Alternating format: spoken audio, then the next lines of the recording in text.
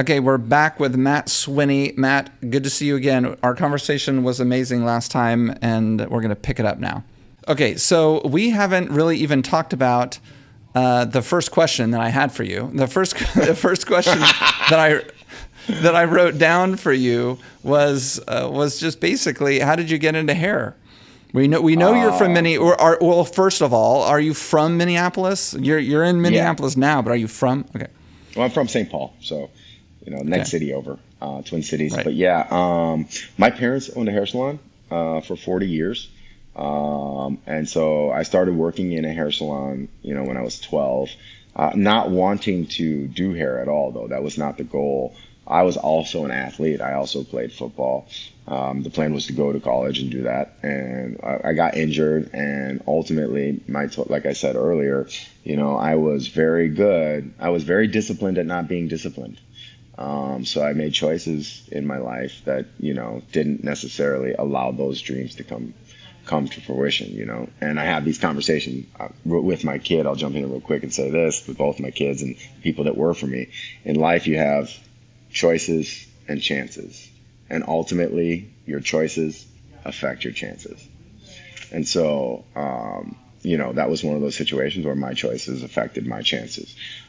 So then I didn't really know what I was doing. I probably was, drinking and doing more drugs than I should at that point, because I was just depressed and not happy with myself. Why were you depressed? Because I really wanted to play football. Like, I was very good, and I was mad at myself for squandering away opportunity. So why not continue to self-destruct? Let's see how you were low, depressed let's see how low because this elevator things goes.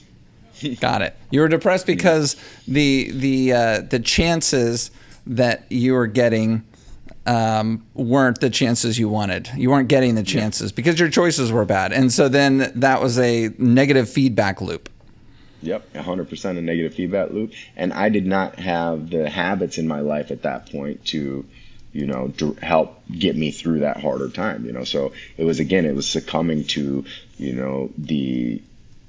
I guess I don't want to use the word weakness of my mind, but I was succumbing to the stories of my mind, and didn't have that, body armor created from my daily habits to make it through that time.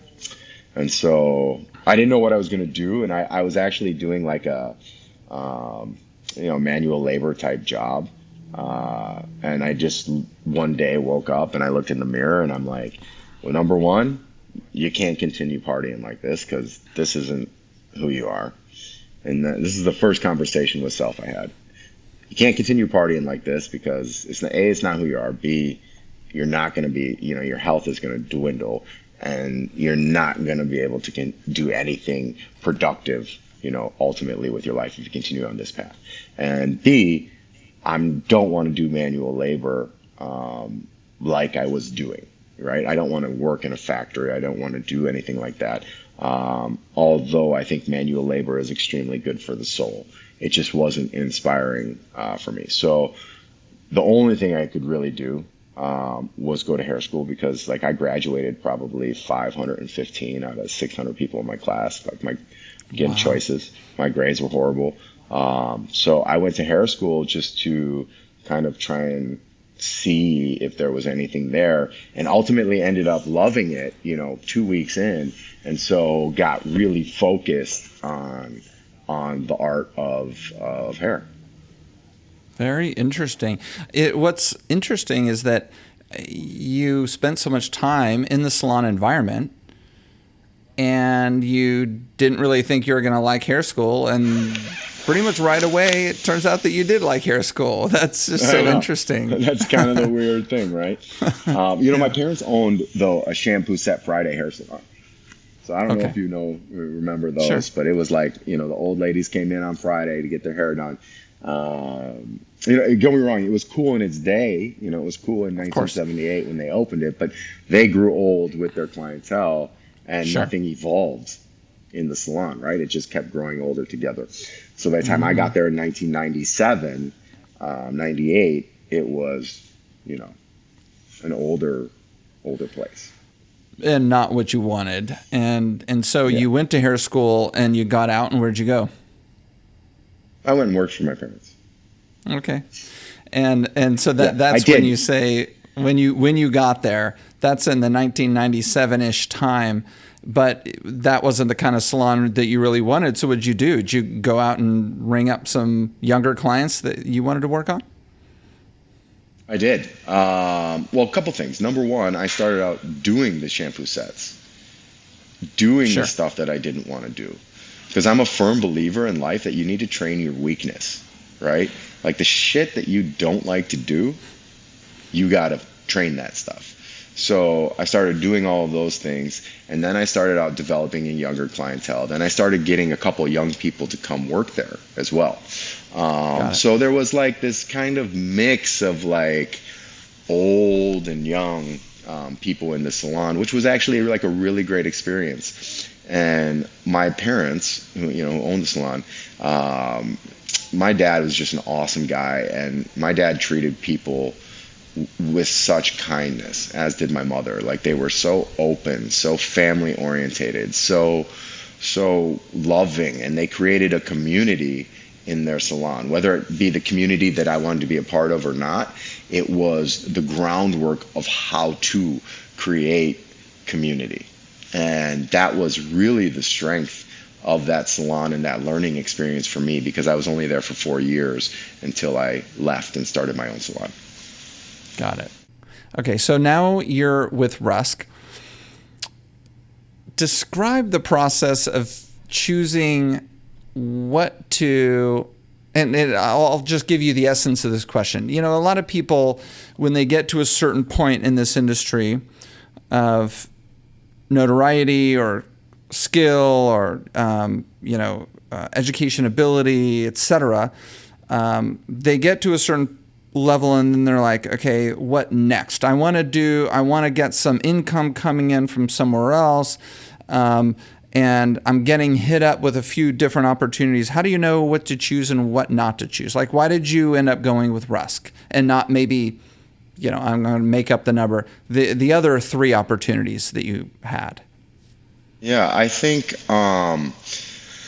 ultimately I had a conversation with the CEO at the time, and his conversation with me was that he wanted to do something that created a legacy for hairdressers.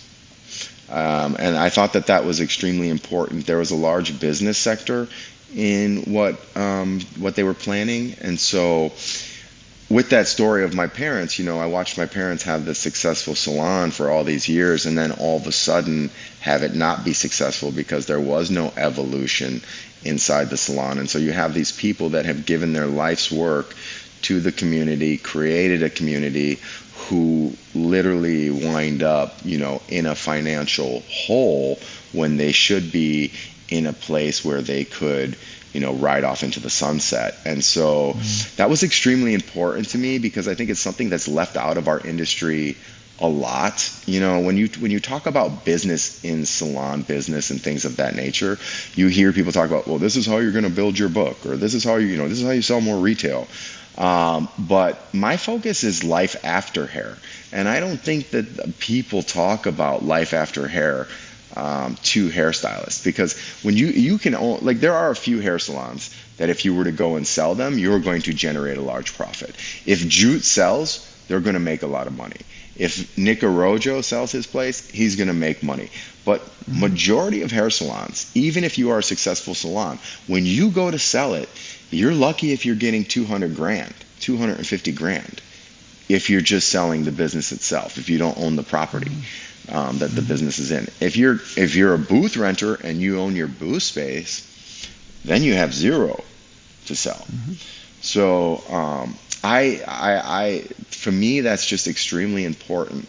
Hairdressers are just lovely people. I've grown up in the industry my entire life, and the majority of them I connect with extremely well, and I just don't want to see people wind up in the situation that my parents wound up in at the end. My dad has since passed. My mom is still alive though, but when I don't want to see that happen to anybody else, and that was ultimately for me what drove me. So what is the essence of the business education? Because So, at the end of the yeah, day, go ahead. it is a service-oriented business, right? Correct. hmm Yeah. So there's a pillar of the business segment that talks about that. That talks about, how do we build your business? How do we better service our clients? What does this stuff look like? Client retention, if you will. How do you retain clients? How do you know when it's time to raise your prices? How much money do you have to bring in order to, earn X amount of dollars, whether it be booth rental or whether it be commission? Those types of things definitely are incorporated. But what are you doing with your money is a question that I have for hairstylists as well. Yeah. Are you driving a Tesla, living in a $2,000 one bedroom apartment, and you do not have whole life insurance and you do not have health insurance, and you don't have these foundational things to set you up for life after hair, or even for the possibility of a business opportunity during hair? Exactly right. And I look, mean, I how many? mean, Yeah, how many have workman comp? right. And If you're a yes, booth renter, do you have workman's comp? totally. And at Salon Republic, we offer, discounted Aflac to everybody to encourage them to get that type of thing. It's so important, and I know most beauty professionals don't have it. I was going to say that in most service-oriented businesses, you have the same dynamic. It's not necessarily unique in the salon industry. I mean, I have plenty of lawyer friends who, when they retire, they can't sell their practice. I mean, even if they have a couple lawyers, working underneath them, when they stop working as a lawyer and getting their hourly rate, that's it. It's, they just kind of, they don't renew their lease in their office, and then they just kind of wind things up. And so in the service-oriented business of the salon industry, it's kind of the same. So you mentioned, with few exceptions, like you mentioned already. So you talked about the importance of personal financial planning, and I talk about this ad nauseum with our listeners, and I almost apologize now. I talk about it so much, I apologize to all of you listeners for talking about, for beating the dead horse. But it's just so important. You can't overemphasize it enough. And so in service-oriented businesses, those who do best are the ones who put some money away, and then they put it in places that are going to grow, so that when you retire, you've got enough assets to live comfortably and maybe give something to the next generation, right? 100%. I mean, when we opened this salon, I have two business partners, a guy named Michael Dahl and a girl named Heidi Schroeder. We all worked for my parents, and then we came over and opened Evolution in Uptown and Minneapolis. And so Wait, you stole hairstylists from your parents? I mean, I brought them in, so they were my posse. I'm just joking. Yeah. No, but ultimately, I think my mom thought I did. She's an Italian mother, right? So I was like, for like a couple of years, she was very mad at me, But then in the end, just so we're clear, my dad worked for me for the last 3 years of his life. You stole your dad from your mom's salon? I did. Yeah. Well, we're both Italian. The revenge is best served cold. That's what I always say. So she was mean to me for 2 years. I got mine. That's priceless. I know, I love her. But yeah, no. Where was I? I was talking about. So you opened up the new salon with your hairstylist partners. I opened up the new salon with my partners, and one of the first things that we did was we started whole life insurance policies, in each other's names. So, like, for example, like I would own Heidi's would own Mike, and then Mike would own, mine. And so the three of us have these whole life insurance policies valued at $1 million at age 58. So at age 58, the cash value of those policies for us are each $1 million. So if I close the door when I turn 58, I've just sold my business for $1 million. What, 3 million ultimately, right? Like each of us are getting $1 million. Right. But then throughout the course of owning this salon, my business partner Heidi and I, not Mike, but Heidi and I had the opportunity to buy the building that we are located in, which is about like a 25,000 square foot building right on the Greenway in Uptown. So a very, very dynamic spot. It's the last commercial building that's not condo or apartment on this thing called the Greenway, which is like a bike path, all that beautiful stuff, kind of like the High Line in New York and all that stuff. And, the building was $4 million. So all of a sudden, the landlord comes to me and says, if you can get 800 grand for the down payment, I'll sell you the building. Good thing we have whole life insurance, because you can loan yourself money out of your whole life. It's the little things like that I don't think that stylists think about. If I'm a booth renter, and I break my arm, have I done something to set myself up for that time frame? Do you have insurance? There's so many. Yeah. And of course, you need work. This kind of stuff is not fun, right? Because it sounds great when you talk about that really positive outcome, but of course, you're not saying that you had to pay in whatever $800 a month, into the insurance policy month after month, year after year after year. But that is the reality. And again, going back to almost like the theme of this episode, a little short-term pain gives you a lot of long-term benefit. Yep, 100%. Yeah, it's not sexy, Here, listen. When I bought my first house, right? I'll never forget this. When I got one, because that was when they were like throwing mortgages out like it's going crazy. You know what I'm saying? Like you're pre-approved for $5 million. Yeah, that's right. That's right. You got live, amazing. Yeah. Yeah, let's just give you what you want. So I'll never forget. So we were young, and my wife, we went to the mortgage broker, and the mortgage broker was like, you guys can buy a $1.2 million house. So my wife's eyes were like this. She's excited. She's already planning her dream house, whatever. And I was like, that's fantastic. I'll spend $400,000. And she was like, what? Yeah, and I'm like, sorry, that's it. Like certain things, she usually wins almost everything, but there's certain things when I'm like, this is it, then she will give in. And it's not that I'm a cheap guy. Believe me, my wife and I just spent 2 weeks in, Amalfi Coast in Italy, living it up, having a great time. Oh yeah, it was amazing. Go Different if you haven't conversation. Gone, go. Yeah, but so it's not that I'm cheap, and I'm generous with my friends. I'm all those things, but there's just certain things in life where we just tend to overextend where we don't have to. I drive a 4Runner. I could drive a Range Rover. My 4Runner's great. Why? I don't understand. You need to understand, right? You need to understand that life is more than these things that are around you, and you have to prepare for moments in your life and be ready to take on, opportunity when it comes your way. Totally. And I guess understand means that internally you understand? Exactly.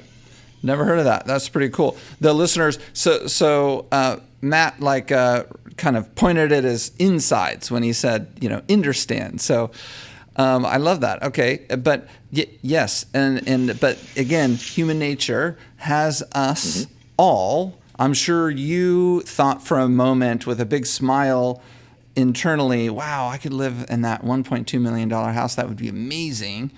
But then you wrestled control of your human nature, and you recognized that buying a more modest house was the right move because you weren't yet at the point where it made sense to buy a bigger house. And again, this is paying a little bit of the price up front for the benefit on the back end. Yeah, and it's not cool. It's not like you said earlier. It's not the cool stuff to talk about, right? Like it's great to talk about, how to post on Instagram and how to do, how to build your Instagram following and all these things. And I have 200. I don't have 200,000 followers because it's not as sexy to talk about as some of the other things. But ultimately, if I can help, if I were to die tomorrow and I helped 200 people change the outcome of where their life could have possibly gone, that is like a total and utter success to me, because I can't see more of the industry that I love winding up in the same position that so many of the people I've seen end up in. Okay, so let me ask you this question then. speak to the one person listening who, she wants to be bad and bougie. She's early in her career, and she got the Range Rover. She knows she can't afford it, but it seemed like a good deal, and she deserves it. I'm doing the quotes, air quotes. She feels like she deserves it. Yes. So speak to her. What should she do at this point with her money going forward that would set her up? Like, and be specific. I mean, should she call Fidelity? Like, what should she do? Okay, that's a good question. So what I would say to that listener is, number one, if you're not underwater on the Range Rover, you should sell the Range Rover. I know that you liked the car. I know that it's pretty, but let's get something that's cool and something that's semi-luxury over high luxury, because there's still beautiful cars at, 2/3 the price. And then I would take the 2/3, the 1/3 extra of that payment, and I would go talk to a financial planner, asking them where's the best place to start putting this money. I'm not a financial advisor, but somebody could help you with that financial advice. But maybe it's a Roth IRA. Maybe it is that you're going to start, your insurance policy, your whole life insurance policy. I wrestle with this too. The other day, I'll tell you the story. My buddy Chris Jones got these pine green Jordan 4s that I was like dying to have, and he's like, man, I got them for 300. I'm dying for $300. You got to go on X website and go get them. I'm like, sweet, $300, I'll buy them. I go on the website. Well, Chris Jones is a size 9 and I'm a size 13. Well, guess what? The 13s were $600. They weren't $300, right? Yes. So price discrimination. Just how it works. Seriously, sue. But yeah, I thought about it. I sent an email. No, I haven't responded. So what I did was I found a pair that wasn't exactly what I wanted. I got some Air Force Ones. They have some nice green on them. They were about $195, $240. And what I would have spent on that extra, to buy those pine green Jordans, because I can't afford them, but I like the principle. So what I did is I took that extra money there and I purchased, a digital asset that I find beneficial for myself in my, digital asset portfolio. So It's little things like that. It's like, if you go to Starbucks 5 times a week, in your Range Rover, let's scale that back to the Lexus or whatever, the next level down from that Rover, and let's go to Starbucks 3 times a week, or buy yourself an espresso machine and spend $1.50 on your coffee as opposed to $7.50 on your coffee, because Starbucks is crazy expensive now. Yeah. And take that compounded money, put it in a pot for a month. Don't touch it. Like, don't invest it. Just put it in a cup or a bowl or a Tupperware in your house, and pretend you're spending the same amount of money that you were. You'll be surprised how much money's in that bowl. And then you take that bowl to your financial planner, and you guys put it in the place that they think is going to work best for you, because you will be drastically shocked. And I'd like to what is the word?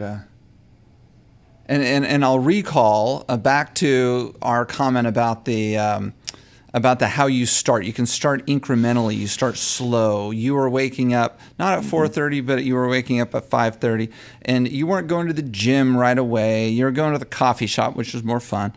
And then when you did end up going to the gym, you started, lightly, half an hour. And the same goes for financial planning. I mean, you take in $50. Just open an account. Yep. It's like my comment about somebody said to me, just put on the running shoes. You don't actually have to go running. Just put on the running shoes. Just open the account. Fund it with $50. Because in the people that I talk to when I have this conversation now and then with somebody, they're like, I don't have any money to put in there. You don't have $50, you have $50. Find $50. Yep. So I think, that for those people who are struggling with this, I think that's good advice to them. Well, I'll tell you, so for years, I DoorDash lunch every day. Okay? That's expensive as hell.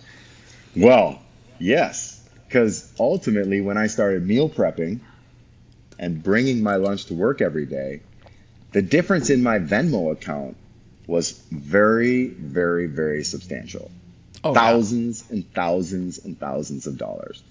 And so Sure. I see the amount of DoorDashes that come to my salon every day, and it's not for the people that are getting their hair done, you know. Right. So it's become such a part of life to like spend this money because it's, you know, it's the live in the moment idea, and I get it and I love it, and I do love living in the moment that way. But you also your actions equal your desired results. So if your desired results are to be able to retire someday, or to go on a vacation, or to buy a house, or to, you know, those types of things, then the actions that you do daily have to equal that. Absolutely. I have so many other things to ask you, but I think I'm gonna ask you one of my favorite questions to wrap up all of our episodes, and that is, if I handed you a magic wand and you can wave it and you could change anything you wanted to about the industry, what would it be? Oof. Man, that's heavy. That's a good question.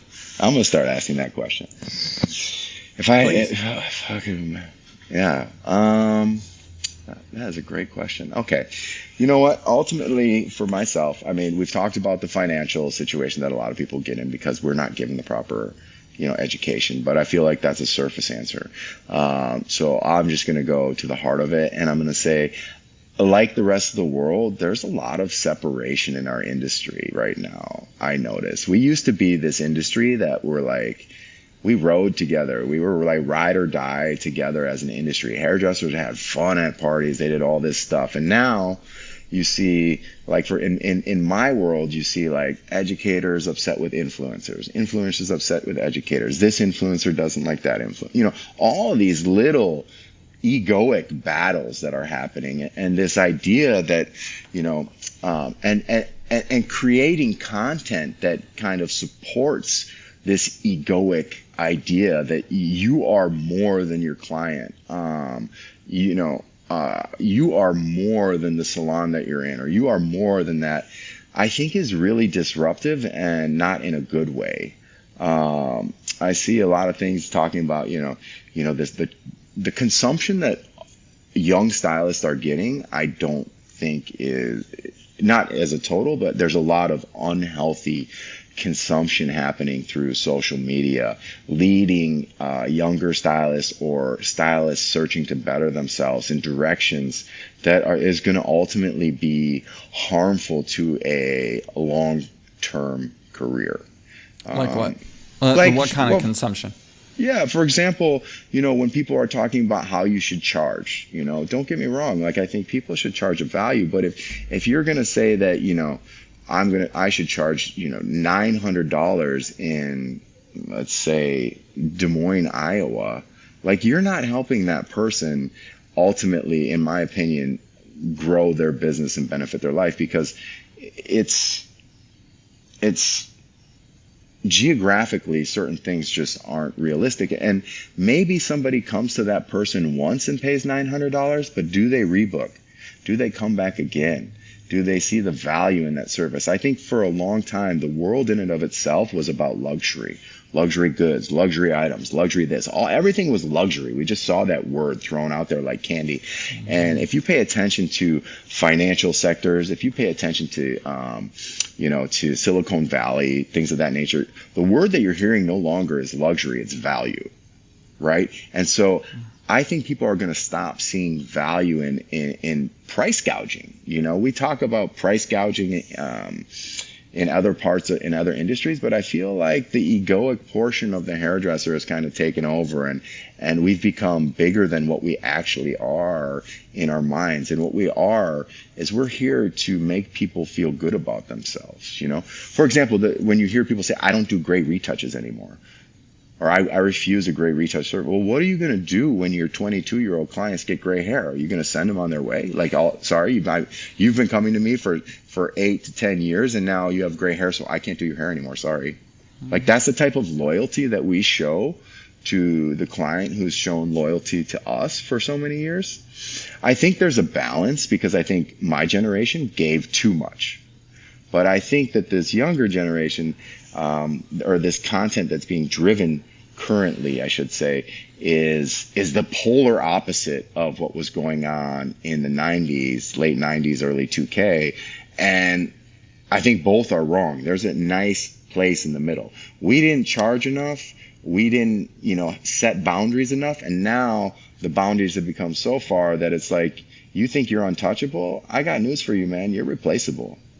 Everybody is replaceable. Don't forget that. COVID definitely swung the pendulum violently in the other direction, whether it's the amount of customer service that we're providing and the way that we're perceiving our value in some cases. But it's really hard to take any advice and have it apply accurately to every single person listening or every single hairdresser. Because in our salons, we have a lot of beauty professionals, and I know personally many of them who are still kind of having that culture of maybe the mid 2000s where they haven't raised their price still in like 6 years, Yes. and they're still, they have no boundaries, and they're coming in on Sunday mornings, to do their client who begged them, and they're doing all that stuff still. And there's the opposite of those people who are the opposite and who have shut down any semblance of customer service, who have quadrupled their price overnight, and who no longer do root touch-ups because they, quote, don't feel like it. It's such an industry of individuals. You are correct, though, that we're definitely getting more of the latter and fewer of the former. And I just hope that everybody has the self-awareness to recognize where they are with their individual business and their clients, and can navigate, through to kind of optimizing, both what they're getting from the industry, what they're contributing to the industry, and maintaining kind of a good presence in themselves. Yeah, and if hey, listen, if your goal is to see somebody once and never see them again, like, more power to you. I just hope your live well doesn't run out. You know what I mean? There's only so many people around, and there's a lot of hairstylists, and I firmly believe, and I think people are, I think there might be a little bit of a pendulum swinging, that people are starting to realize that they are replaceable. Nobody is above being replaced, and so you have to treat, as you expect from your client, you should give to your client, right? And vice versa. And so that it becomes an actual relationship. And I feel like that's something that I've been able to do throughout the course of my career that's helped me very well. I have clients that, I've been doing that. I actually still cut the first woman's haircut I did when I was in hair school. The very first haircut I did, I still cut her hair today. Yeah. So We're going on a 25-year relationship. And I just think that, and I think that there's something special about the hairdresser-client relationship. And I feel like that might be just not taught, like it might be getting forgotten in the current mix of things. It's like, here's the deal. If you eat McDonald's every day, we all saw that movie, Super Size Me, right? So if you're ingesting things that are not healthy for you, that are not beneficial for you, you will feel the effect over time. And the same thing goes for advice. If you're getting advice that is not healthy advice, you will soon become unhealthy. So all I would say to anyone who's out in the world of social media and trying to find information, do your homework on where you're getting your information from, because what people are showing you in the world is not necessarily what their life really looks like. So make sure that you do your homework on the people that you're getting your information from. Sure. I think that's a huge thing. 100%. And some advice may not be appropriate for you for whatever reason, because maybe you already took that advice. You're kind of beyond it, or for whatever reason. And of course, this is where our judgment comes in, and you have to think about it in the context of your own situation. Is this good, or is this constructive, or is this destructive information? Do you have any hair horror stories? They could be salon horror stories. They could be on stage horror stories. They could be education horror stories. They could be dealing with the corporate salon world horror stories. It could be anything. And by the way, I'll even let you think about maybe horror stories that come from something somebody else screwed up. Maybe you didn't do it, but somebody next to you in the salon did it. Oh yeah, for sure. I mean, I've got both. There's one when I was in hair school. This has definitely left an imprint on my hairdressing career. I worked next to this girl named Athalis. Great girl. She was my homie all through school. And I remember she was doing a highlight and a haircut on this girl as I was actually, no joke, my very first haircut client. I was doing her hair at this moment. So the one that we already spoke about in the last episode, I was doing her hair at this time. In beauty school? Athalis is doing, in beauty school, yeah. So Athalis is doing this girl's hair. And I'm focused in on my graduated bob that took me 3 hours to cut. And all of a sudden, out of my left ear, all I hear is, "You effing bleep, bleep, bleep. You ruined my effing life. You effing," word I would never say to a woman in my life. You know the word. Brits use it frequently. Yeah. So I adjust my plane of view. I didn't want to go like full left swing, so I just went to the mirror so I could see what happened to this woman. And so her hair. I'm starting to my underpits are starting to sweat just listening. Yeah, mine too. I'm telling you, I'm traumatized. So the hair was probably sitting at the collarbone. So it wasn't that short, but apparently it was too short for this lady. But every foil had bled.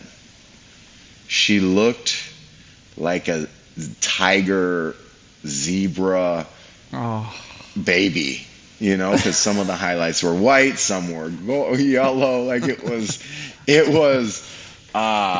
one of the. So I vowed from that day, I will never cut a girl's hair too short ever in my life, and B, I will stay a quarter of an inch from the scalp if I don't think I can make a clean foil happen.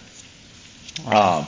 So that was pretty horrific. I remember once I was at Premiere Orlando on stage. I was the global creative director for Lanza at the time, and we had just launched our healing oil. And I went to talk about the healing oil, and I called it Moroccan oil. So that was arguably one of my biggest embarrassing moments as an artist. After that, I had nothing to say. There was no coming back. So I just went and sat in the crowd next to this woman, and I said, I feel like I actually need a little bit more education on the names of the Lanza products. So I'm going to sit here with you and listen to my partner speak so that I can learn as well. Oh my God! Did the crowd? Were there gasps? Were there chuckles? Chuckles for the most part.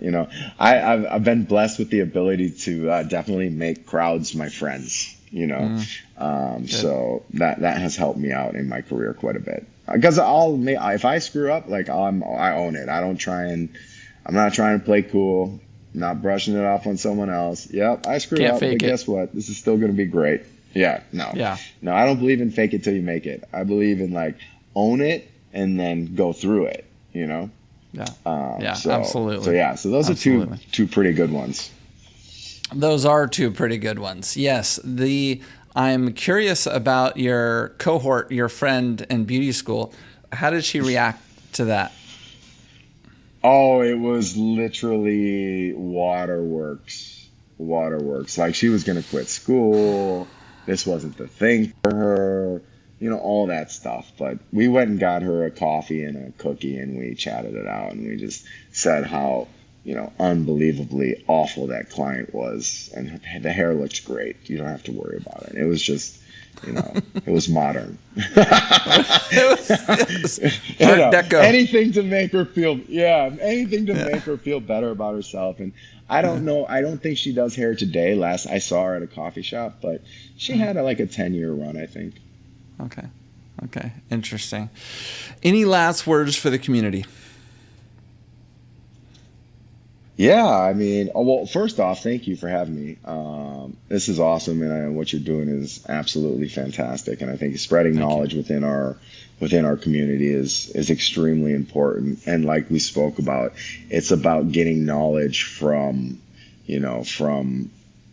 sources, reputable sources that you can trust, and actually ingesting, good information. I think is extremely important to have for the people in our industry. Yeah, I guess if I were to say anything to hairstylists today, this is a great industry, and I think we have an opportunity every single day to change people's lives, and we can't forget that. And you develop such a positive energy around you without even knowing it, because of the joy that we bring into people's lives. And so you want to be awake for it. You want to be present for it. And you want to be able to accept it as well, because I think a lot of hairstylists have a hard time accepting, the compliments, accepting the love that they get, because typically, we aren't, the average Joes usually growing up in school. Maybe a lot of us come from places that are, we weren't the best students, or we were artsy and we weren't sportsy, or, with all these different personalities that come into hairdressing typically have, experienced some sort of like shutout that kind of shuts them down a little bit, I feel like. And so we don't always feel like we deserve the love that we're getting from the people that we're, making feel great on a daily basis. And the more that you're willing to accept that love from those people, the more you are going to have to give back to that community in and of itself. And hopefully that starts to bridge the gap, and we drop the egos, inside the industry, and start to work together as a whole, so we can really, really, really make an impact on an ever-changing world that could use some positivity, to be quite honest with you. Yeah. Absolutely. What a blessing it is that our industry brings that to our clients every day. Yeah, we change lives without even knowing it. We don't know. I mean, I love that quote that talks about how you never know what anyone's going through, at any given time. And so you probably don't even know how many times you've got somebody off of some sort of ledge that they were on by simply laughing with them, cutting their hair a quarter of an inch and giving them some curls on the way out, just to kind of help adjust that mood, and adjust whatever it is that they just needed, a little bit of kindness, in their life at that moment. And so yeah, we can't forget that. So true. Yeah, that statement is often made kind of on the negative, but it's 100% true for the positive as well. And I mean, I'm to blame. I've been going to the same hairdresser, barber for so many years, and sometimes I text them. I'm like, "Wow, that was a really good cut you gave me," but most of the time I don't. But I go home and my kids are like, "Oh, it looks great," or my wife loves it. And I just smile and I feel great, but I don't text him and tell him, and I think that's probably more often the case. I think we don't realize how much we affect our clients, because they just don't tell us, But anyway, great words. And thank you so much for coming on. It was an honor to have you, especially right after your award acceptance at One Shot. Congratulations again. You're Matt Swinney, Matt.Swinney on Instagram. Anywhere else you want anyone to look you up? No, man, that's it. I'm pretty straightforward. I do the Instagram. All the other stuff is just for fun. So Yeah, you can find me on Instagram, and I'm always available for DMs too if people like to chat. Like, I do my best to get back to people. I think it's really important that when you have a place and when you have knowledge within the industry, to share that knowledge with other people. It's not a secret. I'm an open book on when it comes to anything like that. So, I try, like I said, I try to answer as many questions as possible. Awesome. And so I'm going to wrap it up with one of your quotes today. You have choices and chances. Your choices affect your chances. I love it. Thank you. Appreciate it, Matt.